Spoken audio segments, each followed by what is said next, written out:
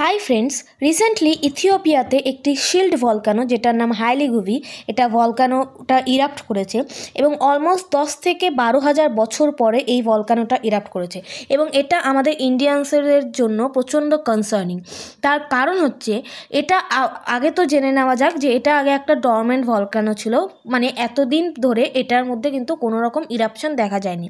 But recently 23 নভেম্বরে এটা কিন্তু ইরাপ্ট করেছে এবং এটা আমাদের জন্য এত বেশি সিগনিফিক্যান্ট এই জন্য কারণ এটা অলমোস্ট 4,500 কিলোমিটার ক্রস করে ইন্ডিয়াতে এসেছে এটার যে অ্যাশেসগুলো, এবং এটা স্পেশালি নর্থ এবং নর্থ ওয়েস্টার্ন পার্টের যেই একিউআইটা আছে, ঠিক আছে, এয়ার কোয়ালিটিটাকে আরও খারাপ করেছে, যেটা কিনা অলরেডি উইন্টারের টাইমে প্রচণ্ড রকমভাবে খারাপ থাকে।